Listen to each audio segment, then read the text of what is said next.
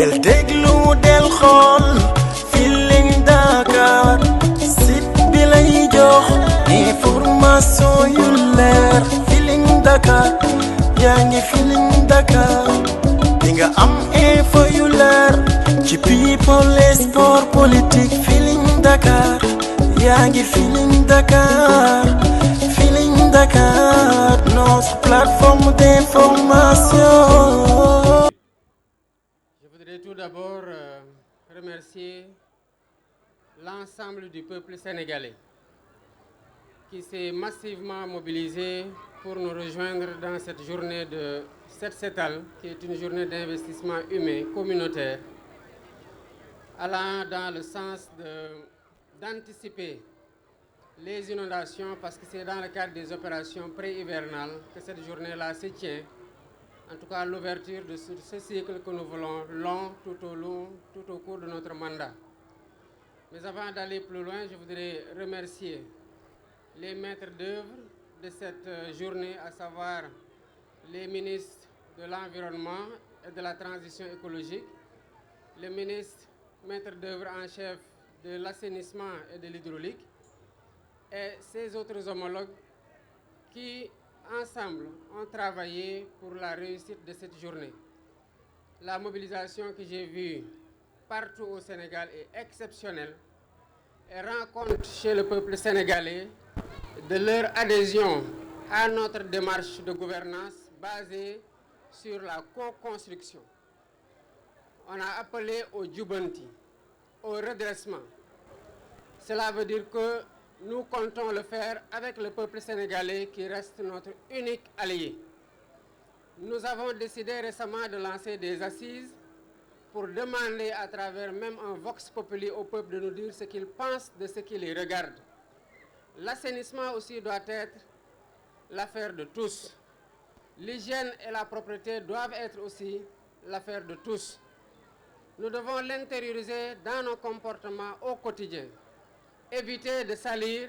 et quand nous constatons que c'est sale, de systématiquement penser à nettoyer. Il y va de notre santé, il y va de notre bien-être. Je voudrais aussi remercier les écoles et les responsables de ces écoles qui ont mobilisé massivement les enfants pour qu'ils sortent. Et le site où nous sommes est symbolique par rapport à l'état dans lequel il est déjà, que nous devons montrer pour déterminer notre responsabilité collective dans l'entretien de ces sites-là qui sont quelque peu sensibles au regard de la trajectoire de l'eau et au regard des inondations et de leurs conséquences. Mais à travers ce symbole, nous appelons les Sénégalais partout où qu'ils soient, qu'ils comprennent que tout acte que nous posons dans la vie, quel qu'en soit le domaine, a forcément une répercussion sur le vivre ensemble. Et nous devons toujours nous poser la question de savoir, quand nous posons ces actes-là, quand serait-il si tout le monde posait exactement le même acte? On verrait très rapidement la différence dans les conséquences entre celui qui salit et celui qui évite de salir, ou celui qui nettoie après avoir sali. Je voudrais enfin continuer à appeler les Sénégalais à ne pas faire de cette journée une journée circonstancielle. C'est un défi permanent.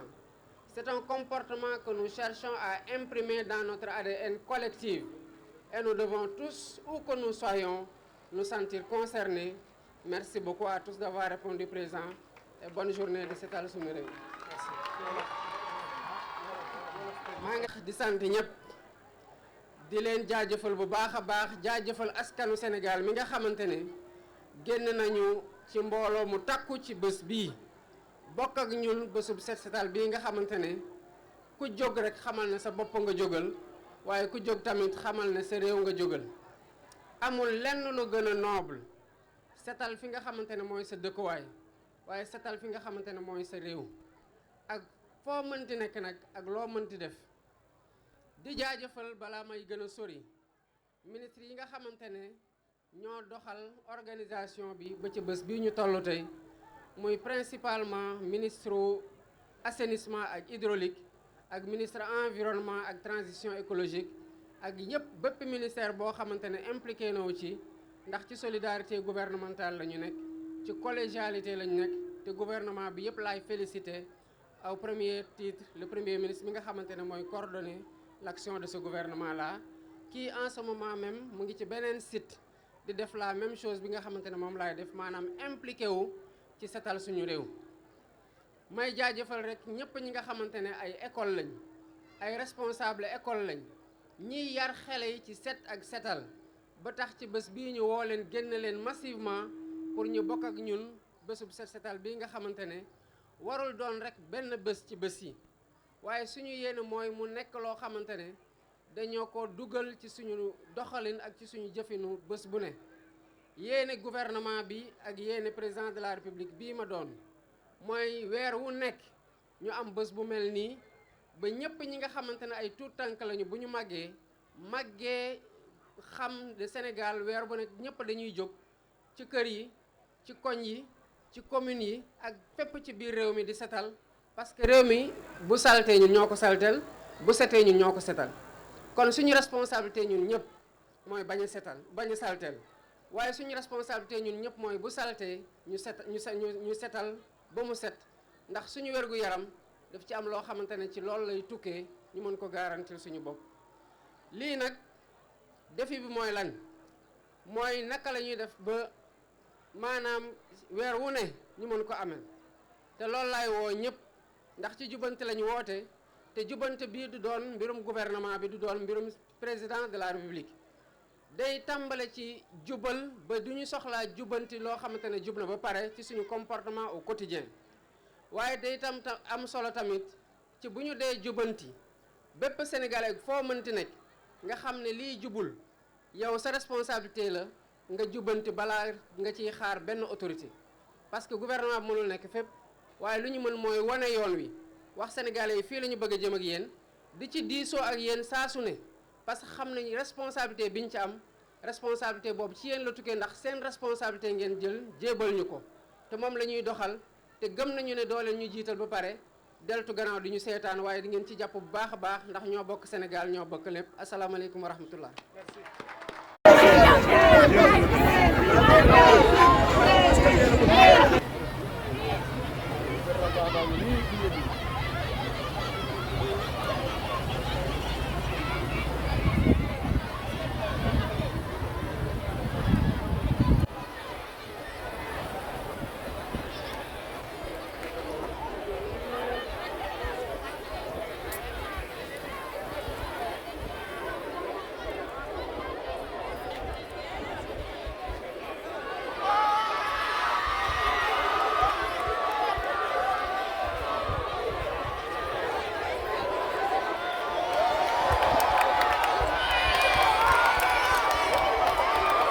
mu ngi noonu di saafonte ñi nga xamante ni ñoo di waa ICG ak tamit élèves yi nga xamante ni dañoo génnoon accueillir ko.